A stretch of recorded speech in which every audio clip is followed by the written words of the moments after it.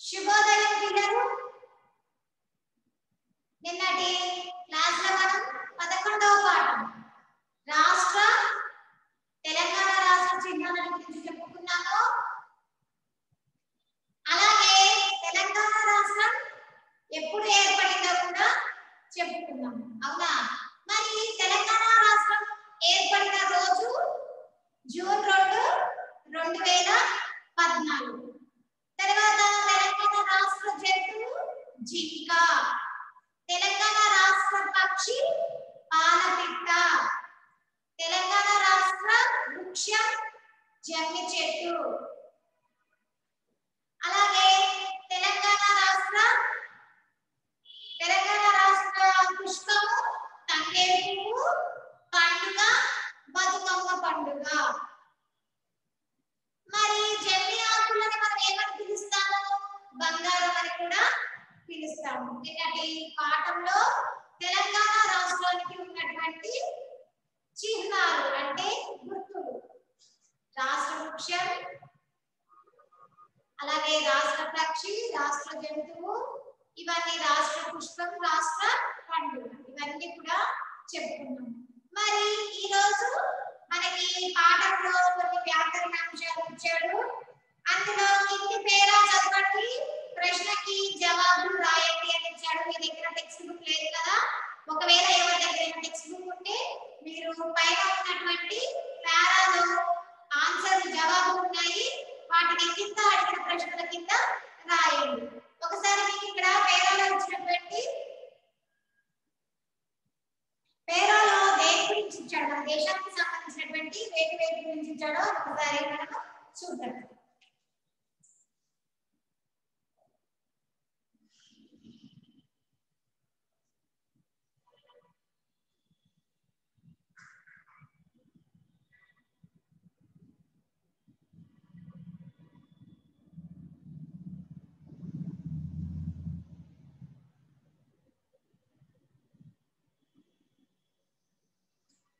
ఇక్కడ మీరు ఒకసారి గమనిస్తే మన దేశం భారతదేశం కనిపిస్తుందా? మన దేశానికి ఉన్నటువంటి చిహ్నాలను కూడా ఇక్కడ మనకి పాఠంలో ఇవ్వడం జరిగింది. అలాగే ఆ పేరాలో మనకి కింద కొన్ని ప్రశ్న జవాబులు ఇచ్చాడు. ముందుగా మనకు పేరా చదువుతాం చూడండి. మన దేశం భారతదేశం.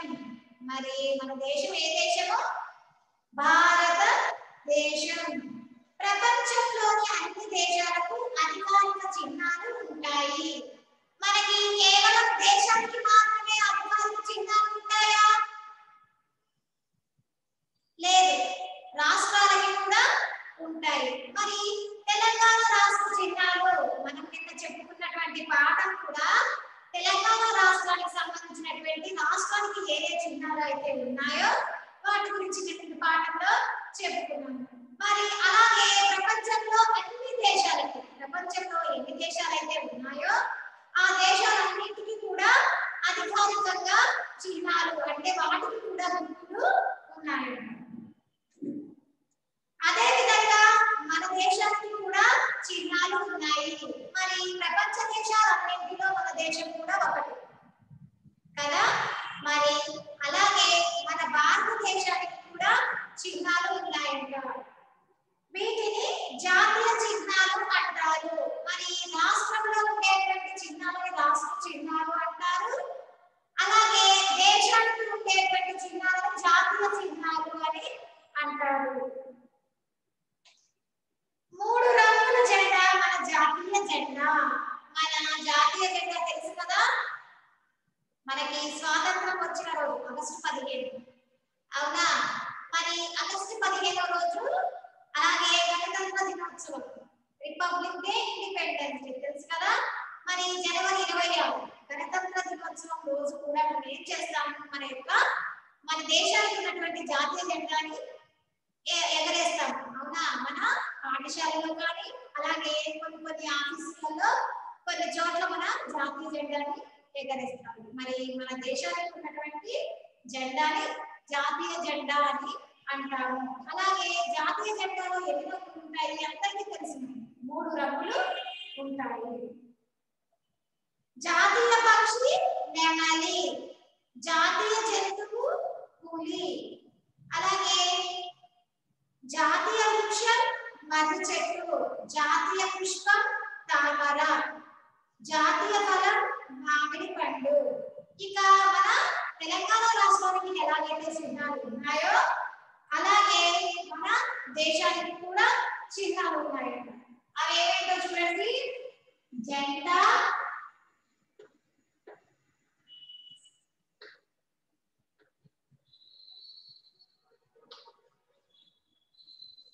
ఇక్కడ ఒకసారి మీరు జాతీయ చిహ్నాలు, మరి జాతీయ చిహ్నాలు చూడండి. ఇక్కడ మనకు ఉన్నటువంటి జాతీయ చిహ్నాలు ఏవేవి ఉన్నాయో ఇక్కడ జాతీయ చిహ్నాలు అనే ఉంది.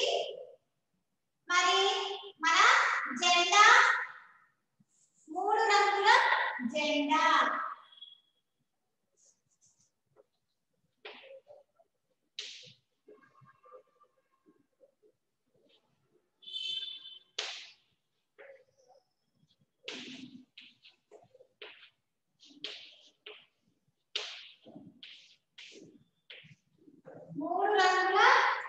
జెండా. అలాగే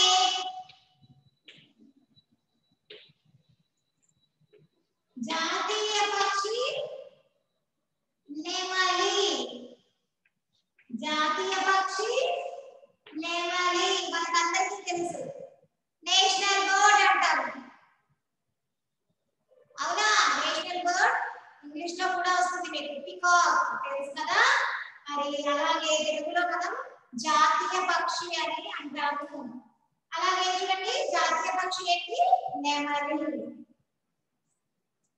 జాతీయ జంతువు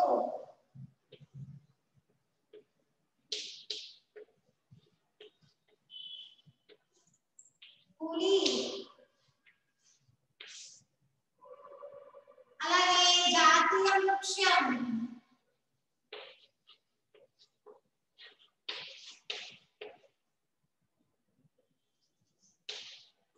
మర్రి చెట్టు.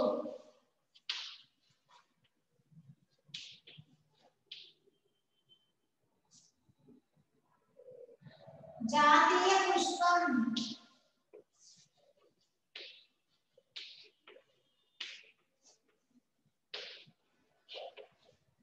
తామర పువ్వు.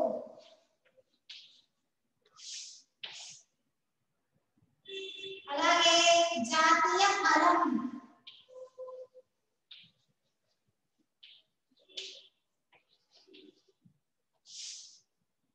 మామిడి పండు.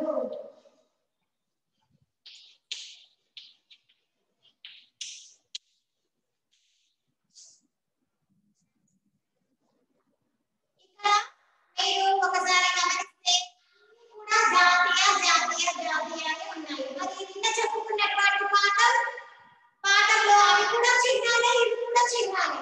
కానీ అవి నిన్న చెప్పుకున్నటువంటి చిహ్నాలు మన తెలంగాణ రాష్ట్ర చిహ్నాలు. మరి ఈ రోజు మనం చెప్పుకునే చిహ్నాలు మన దేశానికి సంబంధించినటువంటి అంటే మన జాతీయ చిహ్నాలు. మరి ఇక్కడ ఒకసారి మన జెండా 3 రంగుల జెండా, అవునా? మన దేశానికి ఉన్నటువంటి జెండా 3 రంగుల జెండా. జాతీయ పక్షి నెమలి, జాతీయ జంతువు పులి, జాతీయ వృక్షం మర్రి చెట్టు, జాతీయ పుష్పం తామర పువ్వు. అలాగే జాతీయ ఫలం మామిడి పండు, తామర పువ్వు.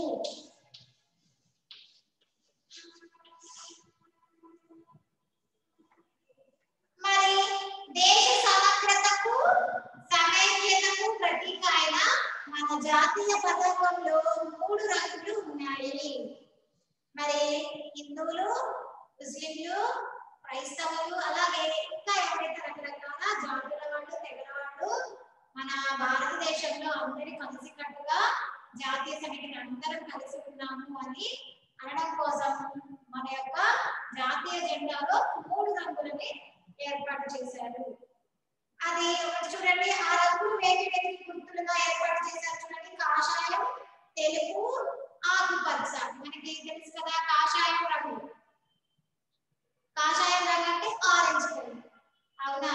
మరి కాషాయం రంగు, అలాగే తెలుపు వైట్, ఆకుపచ్చ అంటే గ్రీన్ కలర్. మన జాతీయ జెండాలో 3 రంగులని దేనికి పెట్టారో చూద్దాం, దేనికి గుర్తుగా పెట్టారో చూద్దాం. తెలుపు రంగు మధ్యలో అశోక చక్రం ఉన్నది. మరి తెలుపు రంగు మధ్యలో ఏముంటుంది? అశోక చక్రం ఉంటుంది. కాషాయ రంగు త్యాగానికి, దేశభక్తికి ప్రతీక. మరి కాషాయ రంగు అంటే ఆరెంజ్ కలర్ అంట దేశభక్తికి, అలాగే త్యాగానికి, దేశభక్తికి త్యాగానికి ప్రతీకగా కాషాయ రంగుని మన జెండా రంగులలో ఒక రంగుగా ఉంచారండి. తెలుపు రంగు శాంతికి, సత్యానికి చిహ్నం. మరి తెలుపు రంగు కూడా శాంతి, అహింసలు అవన్నీ జరగకుండా, హింసలు అది జరగకుండా ఉండడం కోసం ప్రజలందరూ శాంతియుతంగా ఉండాలి అని, అలాగే దేశంలోని ప్రజలందరూ సత్యాన్ని పలుకుతూ ఉండాలని చెప్పి మనకి మన యొక్క జెండాలో తెలుపు రంగుని కూడా ఏర్పాటు చేశారంట. ఆకుపచ్చ రంగు నమ్మకానికి, సమృద్ధికి, భూమికి సంకేతం. మరి మన ఆకుపచ్చ రంగు పంటలన్నీ కూడా ఏ రంగులో ఉంటాయి? ఆకుపచ్చ రంగులోనే ఉంటాయి, అవునా? వరి పంట కానీ, మొక్కజొన్న పంట కానీ, ఏ పంట అయినా కూడా ఆకులు ఏ రంగులో ఉంటాయి? ఆకులన్నీ కూడా ఆకుపచ్చ రంగు అంటే గ్రీన్ కలర్ లో ఉంటాయి. మరి దేశం అంతా కూడా సమృద్ధిగా, మన దేశంలో ఉన్నటువంటి వ్యవసాయం అంతా కూడా, మన భూమి మీద మన దేశంలో ఎంతైతే ఉందో భూభాగం అంతా కూడా వ్యవసాయ పంటలతో కలకలలాడుతూ ఆకుపచ్చ రంగులో ఉండాలని, సస్యశ్యామలంగా ఉండాలని చెప్పేసి మన జెండాలో ఆకుపచ్చ రంగును కూడా ఏర్పాటు చేశారంట. జెండా మధ్యలో నీలి రంగులో ఉన్న అశోక చక్రంలో 24 ఆకులు ఉన్నాయి. మరి జెండా మధ్యలో ఉండేటువంటి అశోక చక్రంలో మీరు ఒకసారి గమనిస్తే అందులో ఆకులు అంటే మనకి గడియారంలో, గోడ గడియారంలో ఎలాగైతే ముళ్ళు ఉంటాయో, 2 ముళ్ళు, చిన్న ముళ్ళు పెద్ద ముళ్ళు ఎలా అయితే ఉంటుందో అలాగే అశోక చక్రంలో కూడా అలాగా ముళ్ళ ఆకారంలో ఉంటుంది. మీరు ఒకసారి మీరు జెండాని జాగ్రత్తగా గమనిస్తే అందులో 24 ఆకులు, దాన్ని ఒక్కొక్క ముళ్ళలాగా ఉండేదాన్ని మనం ఆకులు అని అంటున్నాము. మరి ఆ ఆకులంట 24 ఆకులు ఉంటాయంట. అది తెలుపు రంగులో, మళ్ళీ తెలుపు రంగులో చక్రం, అశోక చక్రము ఏ రంగులో ఉంటుంది? ఏ రంగులో ఆకులతో ఉంటాయి? నీలం రంగు అంటే బ్లూ కలర్. అలాగా మన యొక్క జాతీయ జెండాలో 3 రంగులు ఉన్నాయి, కాషాయం, తెలుపు, ఆకుపచ్చ. మరి తెలుపు రంగులో నీలం రంగు, నీలం రంగులు ఆకులు అంటే అశోక చక్రంలో 24 ఆకులు ఉన్నాయని చెప్తున్నారు. ఈ 24 ఆకులు 24 గంటలకు, క్రమశిక్షణకు, ధర్మానికి సంకేతం. ఇది సూర్యభంగానికి సూచిక. మరి అక్కడ ఉన్నటువంటి 24 ఆకులు కూడా మనకి ఒక రోజులో ఎన్ని గంటలు ఉంటాయి? 24 గంటలు ఉంటాయి. మరి మనకి ఉన్నటువంటి 24 గంటలకి సూచికకి గుర్తుగా మనకి గోడ గడియారంలో ఎలాగైతే 24 గంటలు ఉంటాయో, మనకి రోజంతా టైం ఎన్ని గంటలు ఉంటుంది? సమయము 24 గంటలు ఉంటుంది, అవునా? మరి అలాగే దానికి సూచికగా మన యొక్క జాతీయ పతాకం అంటే జెండాలో 24 ఆకులు పెట్టడం జరిగింది. అలాగే క్రమశిక్షణకు, ధర్మానికి కూడా ఆ యొక్క చక్రం సంకేతంగా ఉందంట. సూర్యబింబానికి ప్రతీక. సూర్యుడు ఎలాగైతే ప్రకాశవంతంగా ఉంటాడో, మనకి సూర్యుడు లేదనుకోండి ఎలా ఉంటుంది? ఎంత చీకటిగా ఉంటుంది, అవునా? మరి సూర్యుడు వస్తేనే కదా మనకి వెలుతురు వచ్చేది. ఏ పనులైనా చీకటిలో చేయగలుగుతామా? చేయలేము. మరి అలాగే మనకి సూర్యుడు వస్తే ఎలాగైతే ప్రకాశవంతంగా ఉంటుందో, మన జెండా కూడా, మన జాతీయ జెండా కూడా, మన దేశం అంతా కూడా సూర్యబింబం లాగా ప్రకాశవంతంగా ఉండడం కోసమే అశోక చక్రంలో 24 ఆకుల్ని ఏర్పాటు చేశారు. తర్వాత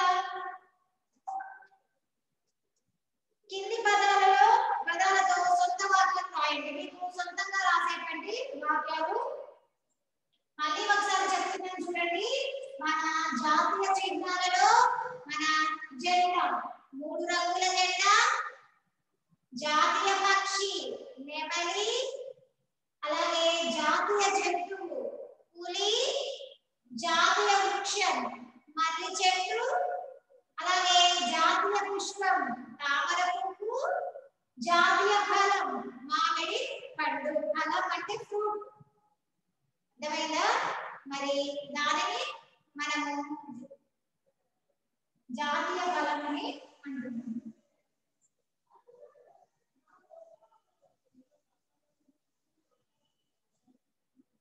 తర్వాత సొంత వాక్యాలు ఒకసారి గమనిస్తే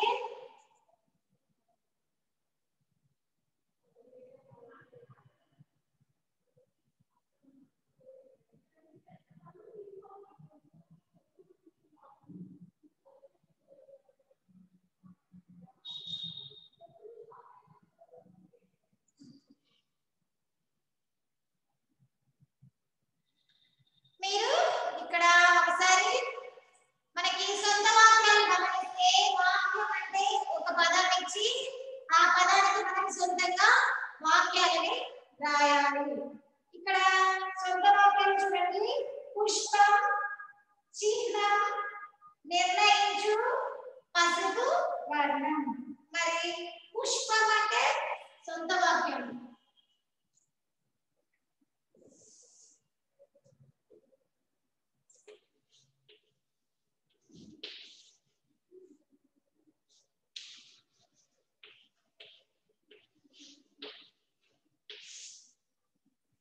ఇక్కడ సొంత వాక్యాలు అంటే మనకి ఒక పదం ఇస్తాడు. ఉదాహరణకి ఇక్కడ ఒక పదం ఇచ్చాడు అనుకోండి, పుష్పం అంటే పువ్వు. మరి పుష్పం అని ఇచ్చినప్పుడు ఈ పదానికి మనం ఏం చేయాలి? సొంతంగా వాక్యాన్ని రాయాలి. సొంతంగా వాక్యాన్ని రాయాలి. పుష్పం అంటే పువ్వు. మనకి ఇక్కడ ఉదాహరణకి ఒక సొంత వాక్యం ఇచ్చాడు. లత జడలో చామంతి పుష్పం పెట్టుకున్నది. లత జడలో చామంతి పుష్పం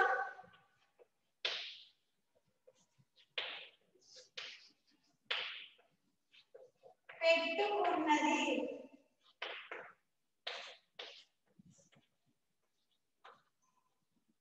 మరి లత జడలో చామంతి పుష్పం అంటే పువ్వు. పుష్పం అంటే పువ్వు. ముందుగా ఇక్కడ ఉన్నటువంటి పదానికి అర్థం తెలుసుకున్న తర్వాతనే సొంత వాక్యం రాయడం వస్తుంది. పుష్పం అంటే పువ్వు. లత జడలో చామంతి పుష్పం పెట్టుకున్నది. మరి లత జడలో ఏం పెట్టుకుందంట? చామంతి పుష్పం అంటే చామంతి పువ్వు పెట్టుకున్నది. చిహ్నం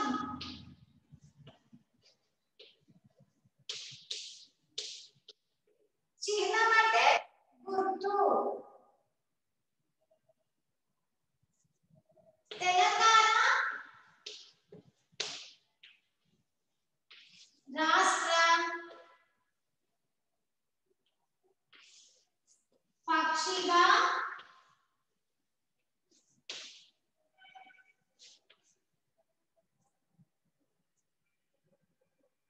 తెలంగాణ రాష్ట్ర పక్షిగా పాలపిట్టను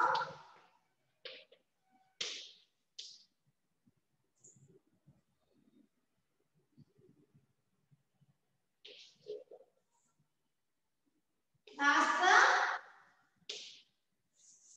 పాలపిట్టను చిహ్నంగా ఎంపిక చేశారు.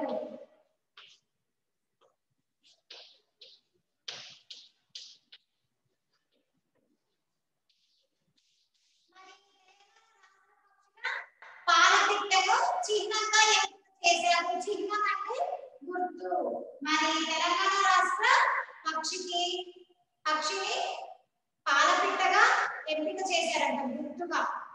తర్వాత చూడండి, నిర్ణయించు. నిర్ణయించు అంటే మనకి ఇందులోనే ఉంది అర్థం నిర్ణయించుకోవడం. ఏదైనా మనం ఒక పనిని చేయాలని నిర్ణయించుకోవడం. నేను మంచి చేయాలని నిర్ణయించుకున్నాను.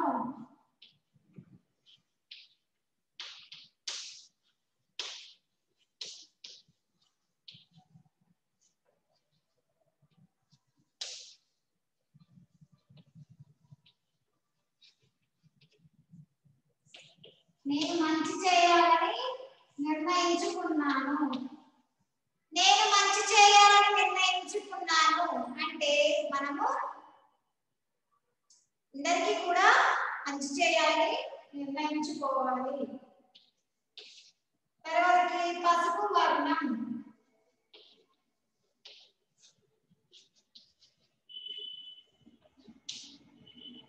తంగేడు పువ్వు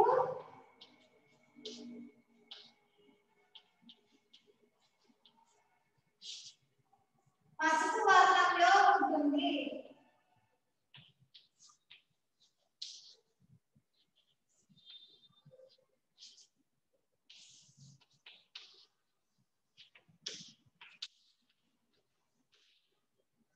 తంగేడు పువ్వు పసుపు వర్ణంలో ఉంటుంది. మరి తంగేడు పువ్వు ఏ వర్ణంలో ఉంటుంది? పసుపు వర్ణంలో ఉంటుంది.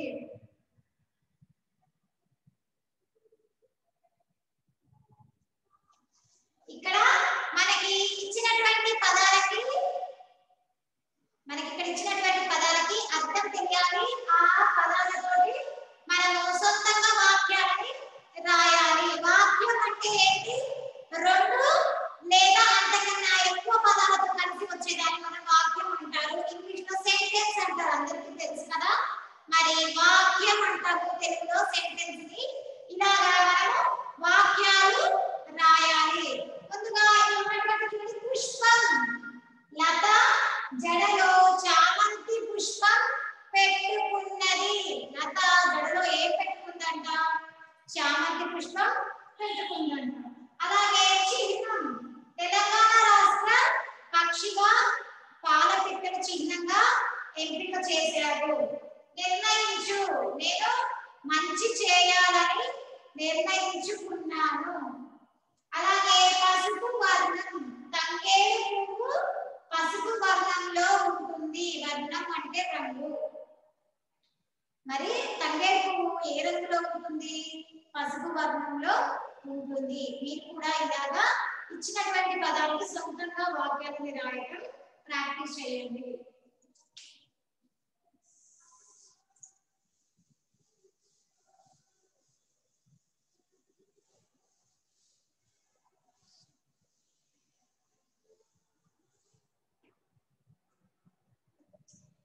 సోపతి అనే పదంలో సో తీసేస్తే పతి ఉంటుంది కదా. పతి అంటే మొగుడు అనే అర్థం కూడా ఉంది. ఇట్లా ఒక అక్షరం తీసేసిన అర్థం వచ్చే పదాలు ఉంటాయి. ఇక్కడ చూడండి, మనకి కొన్ని పదాలు ఇచ్చాడు. ఆ పదాలలో మొదటి అక్షరం తీసేసి మిగిలిన పదాలు పక్కన రాయాలి. ఇక్కడ చూడండి, భోజనం. అందులో మొదటి అక్షరం అంటే భో తీసేస్తే జనం. ప్రబంధం.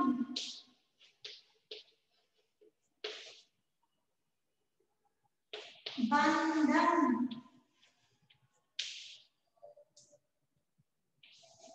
కపటం. పటం. సుమతి. మతి. టమాటా.